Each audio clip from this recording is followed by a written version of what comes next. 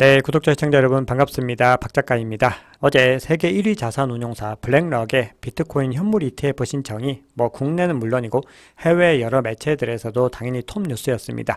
자, 그런데 이 현물 ETF가 트러스트가 붙어 있기 때문에 ETF가 아니다 이런 댓글들도 많았고 그에 대해서 정말 좀 세부적인 내용들 없이 그냥 이름만으로 그냥 GBTC와 똑같은 것이다 이렇게 말씀하시는 분들도 계셨어요. 그래서 오늘 내용들을 좀 외신에서 정확하게 짚어주는 부분들을 좀 알아보도록 하겠습니다.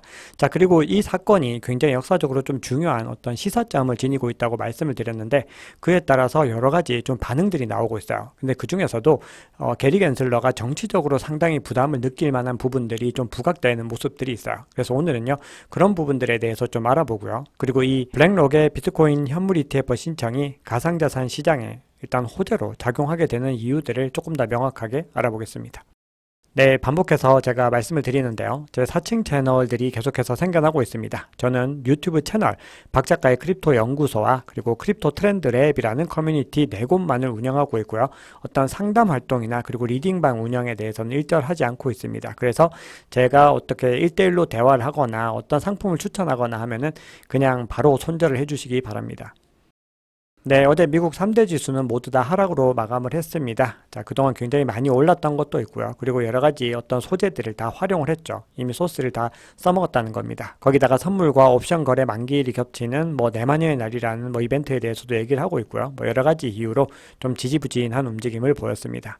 네, 개별 종목들을 봐도요, 전반적으로 빅테크들은 좀 눌리는 모습들을 보였습니다. 자, 테슬라가 연속 상승을 좀 멈췄었는데, 네, 어제는 또 1.8% 이상 상승을 하면서 어떤 상승의 흐름들을 또 이어가려는 듯한 움직임을 보이고 있습니다. 네, 증시가 지지부진했던 이유는요, 지금 어떤 연중 관계자들이 계속해서 또 매파적인 발언들을 이어가고 있습니다. 자, 이번에는 토마스 바킨 리치먼드 연은 총재가요, 인플레이션이 여전히 너무 높다, 더 많은 금리 인상이 필요하다라고 또 대놓고 주장을 했습니다. 네, 어제 발표된 경제 지표들 좀 보면요. 어제 미국 소비자 심리 지수가 발표가 됐는데요. 지금 보시면은 이전을 상당히 크게 상회를 하고 있고 예측치도 꽤 큰 폭으로 상회를 하고 있습니다. 자, 이 얘기는 경제에 대해서 소비자들이 느끼는 심리가 예상보다 강하다. 지금 경제가 굉장히 괜찮다라고 생각을 하고 있다는 거군요. 그런 인식이 더 강해지고 있다는 겁니다. 그래서 이 미국인들은 경기 침체에 대한 것들보다는 좀 반대 생각들을 하고 있다는 거예요. 근데 이걸 봤을 때 절대적인 기준으로 봤을 때는 그렇게 높은 수치는 아닙니다.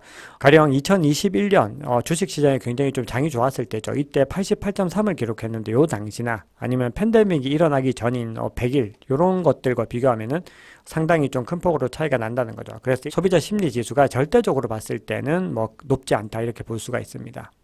네, 그리고 인플레이션 기대치도요. 1년과 5년을 갖다 살펴보면은 대부분 기대치가 하회하는 모습을 보였습니다. 자, 이전과 비교해도 그렇고요. 예측치와 비교해도 그렇습니다. 자, 5년 같은 경우는 아주 근소한 차이지만 어쨌든 하회를 하고 있어요. 그러니까 미국의 이 소비자들이 인플레이션이 앞으로 그렇게 높아지지 않을 것이다 라고 생각을 하고 있는 거죠. 자, 그런데 이 지표는 앞서 소개해드렸던 소비자 심리 지수와도 연결이 됩니다. 기대 인플레이션이 낮으면요. 소비자와 기업은 인플레이션에 대한 우려가 줄기 때문에 소비와 투자가 늘어날 가능성이 높아지죠. 그렇게 되면 경기가 호전될 수 있는 요인이 됩니다. 그런데 기대 인플레이션이 또 너무 낮아지면 경기 침체 우려가 또 발생할 수 있게 되는 거죠. 다음 달에 금리를 0.25%포인트 인상할 것이다 라는 예측이 74.4%로 지금 계속해서 상승을 하고 있습니다. 연준의 점도표 상으로는 올해 2번 정도 더 금리를 인상할 수 있을 거라고 지금 전망을 하고 있습니다. 네, 그럼 비트코인 차트를 보겠습니다. 자, 비트코인 가격은요, 25K를 하회를 해서 이 구간에서 지지 테스트를 한 이후에 계속해서 지금 상승하는 분위기를 보이고 있습니다. 그래서 지금 제가 촬영하는 이 시간 기준으로는 26.6K 부근에 머물고 있습니다. 그래서 지금 이 구간이요, 또 중요한 저항선으로 작용을 하고 있어요. 이 구간에서 얼마나 저항을 잘 뚫고 올라가서 이 지지를 다지느냐에 따라서 앞으로의 또 가격 추이들이 결정이 될 수 있습니다.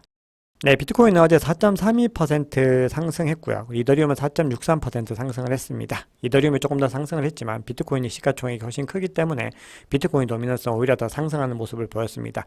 자, 알트코인들도 전반적으로 좀 좋은 모습들을 보였습니다. 자, 그 중에서도 솔라나는 6.73% 정도 상승을 했는데요. 지금 보시면은 증권성 이슈 때문에 상대적으로 더 많이 하락했던 알트코인들이 또 더 반등할 때도 조금 더 많이 올라주는 모습들을 보이고 있습니다. 네, 비트코인 도미넌스 같은 경우는 이틀 연속으로 길게 장대 양봉을 그리면서요. 지금 49.67% 정도에 머물고 있습니다. 거의 근 가까운 2년 동안에 가장 높게 지금 상승한 수치라고 합니다. 네, 공포탐욕지수 같은 경우도 어제에 이어서 동일하게 47로 중립을 유지하고 있습니다. 네, 그러면 CVD 차트를 보겠습니다. 자, 우선 파이어 차트를 보겠습니다. 자, 우선 매수벽을 보시면 24.4K와 24.5K 부근에서 희미하게 지금 형성되는 모습들을 보이고 있습니다. 그리고 이 구간에서는 지금 매수벽이 존재하지 않는 모습들을 보여주고 있어요. 자, 반면에 매도벽은 상대적으로 조금 더 뚜렷하게 형성이 되고 있는데요. 지금 27K에서 지금 형성이 좀 뚜렷하게 이어지고 있고, 그리고 28K에서도 비슷한 수준의 매도벽이 만들어지고 있습니다. 그리고 뭐 중간 지점에서도 만들어지고 있죠. 자, 그러니까 이 얘기는 지금 매수의 흐름들이 지금 계속 이어져서 가격의 반등이 오니까 이 베어리시한 매도세가 지금 나오기 시작을 해가지고 이 구간들을 이제 저지하겠다는 거예요. 그래서 이 구간들이 단기적으로 저항 영역으로 작용을 할 수 있는 거죠. 그리고 이 구간에서 치열하게 메인 매수가 붙게 되는데 이걸 하나씩 통과를 해서 올라가야지 우리가 지금 원하는 그런 반등 구간들로 갈 수가 있고 계속해서 상승의 랠리들을 또 이어갈 수가 있는 겁니다. 자, 물론 지금 현재 구간에서 또 이제 저항을 맞고 하락하는 그런 움직임들이 나올 수도 있겠죠. 그래서 지금 이 부분들은 또 유동성이나 이 고래들의 움직임이 어떻게 또 이어지느냐에 따라서 결과가 달라질 수 있습니다. 자, CVD 차트를 보시면요. 자, 오랜만에 가장 큰 규모의 갈색 고래가 이 구간에서 진입을 했습니다. 그리고 이 구간에서 가격이 상승을 했죠. 그래서 이번 가격 상승을 이끈 거는 바로 이 가장 큰 규모의 고래였다. 그러니까 이 고래가 이 블랙락의 진입에 가장 크게 반응을 했다라는 것을 볼 수가 있고요. 나머지 고래들은 대부분 뭐 지지부진한 움직임을 보였는데, 자, 이 구간에서 지금 보라색 고래도 일정 부분 매입을 하는 모습들을 보이고 있습니다. 그래서 지금부터 이제 고래들의 어떤 움직임들을 지속적으로 관찰하면서 시장을 한번 바라보도록 하겠습니다. 네, 그럼 오늘의 핵심적인 이야기들을 해보겠습니다. 자, 블랙락이 지금 현물 ETF를 이제 신청을 했다라는 블룸버그 기사인데요. 관련해서 좀 여러 가지 외신들의 분석들을 좀 종합을 해보겠습니다. 네, 이번 블랙락의 상품 이름은요, iShares 비트코인 트러스트라고 하거든요. 그래서 트러스트 신탁이 지금 붙어 있다라는 부분에서 사람들이 그레이스케일의 GBTC 상품과 거의 비슷할 거다라고 생각을 하고 있어요. 근데 결정적인 차이가요, 환매가 가능합니다. 자, 환매라는 거는 투자자가 원할 때 언제든지 판매를 할 수 있는 걸 의미하거든요. 그래서 사실상 ETF와 동일한 기능을 한다는 거야. 근데 그레이스케일의 GBTC는 환매가 안 됩니다. 자, 그리고 비트코인 현물 기반 ETF는 거래일 만기 시에 실제로 비트코인을 매수해서 펀드의 자산과 거래가 간의 균형을 맞출 수가 있어요. 하지만 신탁은 또 그게 불가능한 거죠.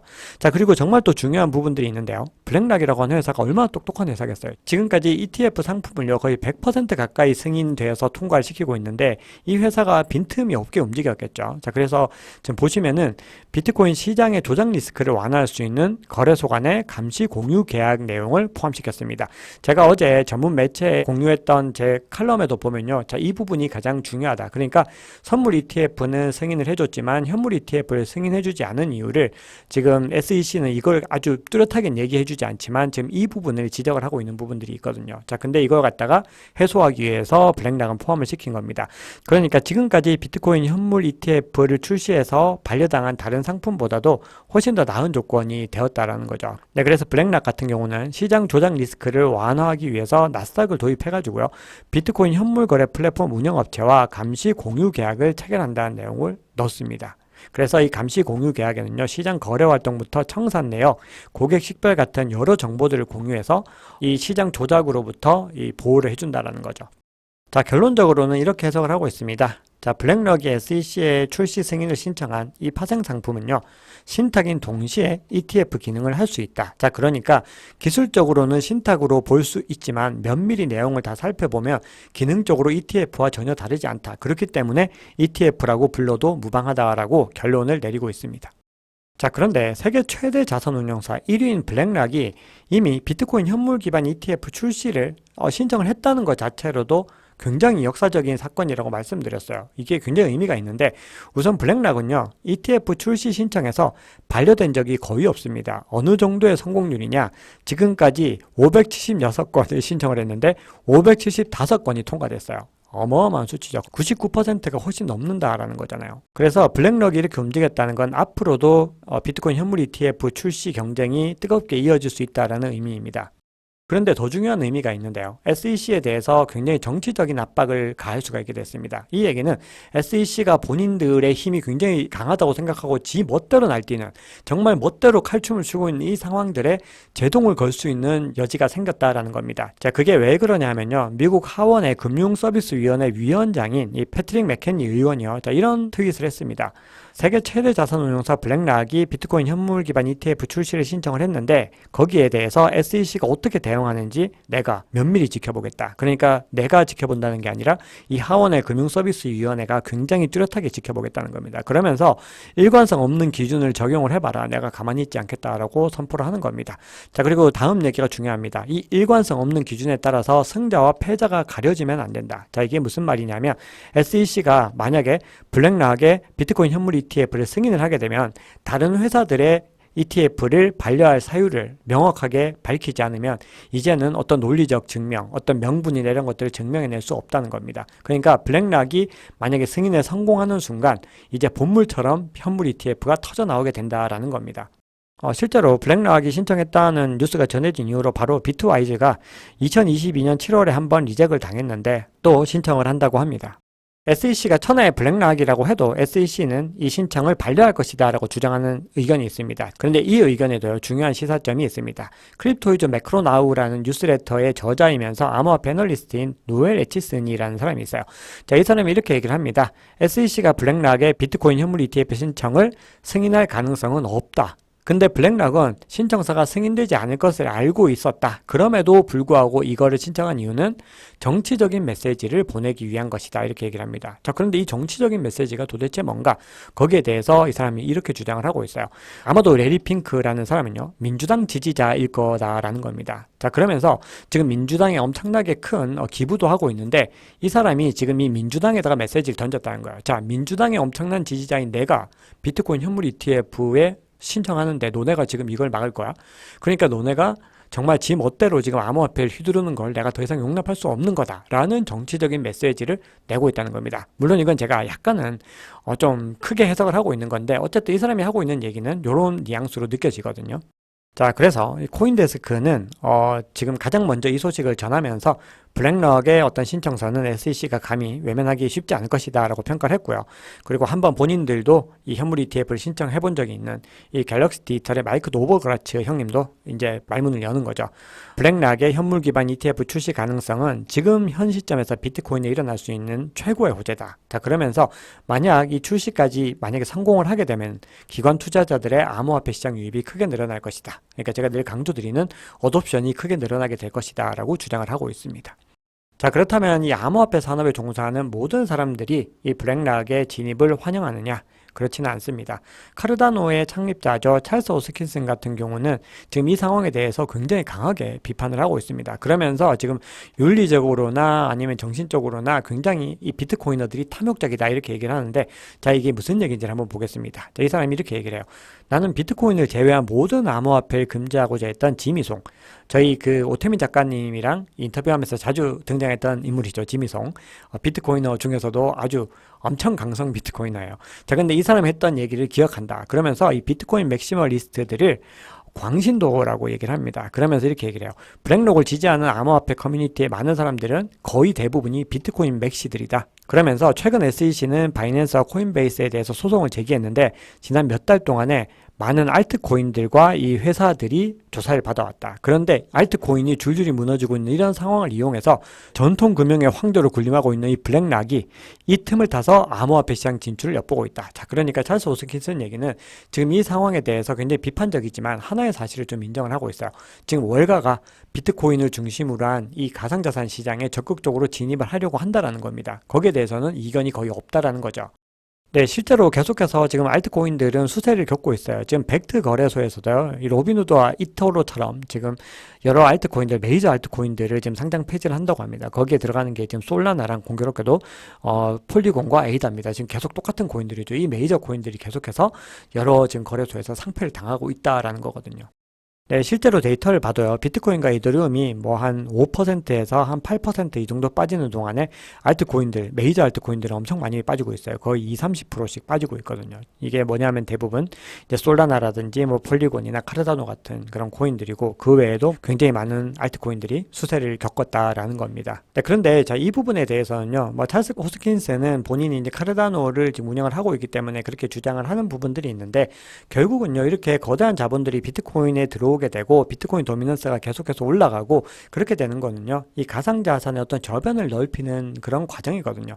결국 그런 과정들이 일어나서 기관 투자자들이 유입이 되면은 그 돈이 또 어디로 가게 되는지에 대한 부분을 굉장히 자명합니다. 그렇기 때문에 이 과정들을 제가 뭐 옳다 그르다에 대한 평가를 하려는 것이 아니라요, 어쨌든 이 현상은 지금 현재 일어나고 있는 부분들이고, 이게 결국 장기적으로는 이 시장의 파이를 키우고 이 산업의 전체적인 인프라를 넓히는 데 기여를 할 수 있을 거다라고 저는 개인적으로 생각하고 있거든요. 그러면 온체인 데이터와 차트 움직임은 뭐 간단하게만 살펴보겠습니다. 자, 지금 주요 거래소에서 비트코인을 출금하는 투자자들이 계속해서 늘어나고 있습니다. 그래서 비트코인 잔액이요, 무려 2018년 이후로 최저치를 기록을 했습니다. 그리고 2020년 3월에 16.1%로 굉장히 고점을 찍은 이후로 지금 9.8%나 하락을 해서 현재는 6.4%를 기록하고 있다라는 통계가 나오고 있어요. 그래서 지금 입금량보다는 출금량이 훨씬 더 많은 상황인 거죠. 이 거래소 내 잔액이 줄어들고 있다는 건 지금 셀프 커스터디가 늘어나고 있다는 거죠. 그 얘기는 유동성이 줄어들어서 이 네트워크의 활성 정도를 낮춘다는 거거든요. 그래서 단기적으로는 시장에 부정적인 영향을 미칠 수가 있습니다. 왜냐하면 돈이 돌지 않고 계속해서 내 지갑에 넣어놓는 거죠. 이걸 장기적으로 홀딩하겠다는 생각들에 집중을 한다는 거예요. 그런데요, 이 거래 주소들의 거래소의 대량 출금들은요, 장기적으로는 가격 상승을 부르게 된다라는 겁니다. 자, 그리고 오늘은 제가 준비를 못했는데, 지금 이런 상황에도 지금 또 굉장히 단기 홀더, 쇼텀 홀더들의 유입량들은 또 계속해서 늘어나고 있다라는 온체인 데이터가 나오고 있거든요. 그래서 시장이 지금 지지부진한 것 같지만 여전히 이 내부에서 어떤 이 상승에 올 수 있는 동력들은 응축이 되고 있다라는 부분들을 말씀드리고 싶습니다. 네, 그럼 기술적인 관점을 간단히만 살펴보겠습니다. 네, 코인텔레그래프의 라케시 우페드이의 관점인데요. 지금 이제 25.2K에서 역시 테스트라고 올라갔어요. 자, 그리고 20일 지수 이동 평균인 26.3K 부근에서 중요한 저항선을 통과를 해야 되는데, 지금 제가 촬영하고 있는 시간 기준으로는 이 지점을 이제 통과해서 지금 그 다음 랠리를 이어가려고 하고 있습니다. 그래서 이 구간에서 다시 바닥으로 떨어져서 조정을 겪게 될지, 이 구간을 다지고서 더 반등을 하게 될지를 우리가 지켜봐야 되는 부분이에요. 그래서 우페드이에는 50일 SMA인 27.2K까지가 이제 또 하나의 랠리가 될 것이다라고 얘기를 하고 있습니다. 그래서 이 구간에서 27.2K까지 갈 수 있으면은 여기서 또 새로운 저항 테스트를 해서 그 구간을 뚫고 올라가서 28K, 30K까지 갈 수 있다라는 부분들이죠. 네, 그런데 이 가정과 달리 가격이 20일 EMA에서 만약에 하락을 하게 되면은 계속해서 이 채널의 지지선까지도 하락을 시도할 수 있다라고 주장을 하고 있습니다. 그래서 중간에 뭐 많은 구간들 25.2K를 또 다시 테스트할 수 있고, 그 밑으로도 중요한 구간들 뭐 24.4K나 23.8, 7K 같은 그런 구간들이 있겠지만, 궁극적으로는 20K 수준까지로도 여전히 가능성은 열려 있다, 이렇게 얘기를 하고 있습니다. 네, 암호화폐 분석가인 마이클 반데퍼프도요, 지금은 계속해서 축적이 이루어지는 시간이고, 지금부터 6개월에서 12개월을 기대를 해보자라고 얘기하는데, 이 구간이 바로 이제 반감기가 오는 그 구간들을 얘기하는 거거든요. 그래서 그 구간들까지 우리가 가격이 지지부진할 때마다 조금씩 주어서 본인의 형편을 맞게끔 이제 매입을 하게 되면은 상승 랠리에서 큰 돈이 될 수 있다. 자, 이런 의미로 해석을 하실 수가 있습니다. 그러면서 이 반대퍼프 같은 경우도 26K에 대해서 언급을 하고 있는데요. 네, 이 구간을 통과했다고 말씀드렸는데, 이제 반대퍼프 같은 경우는 자, 이 구간이 브레이크아웃 되면은 액셀러레이션, 이제 뭔가 가속화가 될 것이다라고 얘기를 합니다. 자, 그러면서 본인은 만약에 24.4K까지 다시 돌아가는 한이 있어도 여전히 본인들은 롱에 대한 관점들을 유지를 하겠다라고 얘기를 하고 있습니다. 네, 오늘 준비한 이야기는 여기까지입니다. 여러분, 오늘은 좀 기사 위주로 제가 뭐 좀 이야기식으로 많이 좀 전달해 드렸는데요. 어제 컨텐츠 그렇고 오늘 컨텐츠에 대한 부분들은 제 좀 내피셜들이 많이 들어가 있는 것도 사실입니다. 근데 뭐 장기적으로 어떤 관점에서는 조금은 과장이 있더라도요, 큰 흐름에서는 저는 뭐 제 생각에 대해서는 좀 확고한 부분들이 있어서요, 여러분들도 이런 것들을 보시면서 여러 가지 또 시나리오들 그리고 관점들을 만드셔가지고 투자에 도움을 받으시면 좋겠습니다. 네, 그러면 주말 편안히 잘 보내시고요, 다음 주에 뵙도록 하겠습니다. 감사합니다.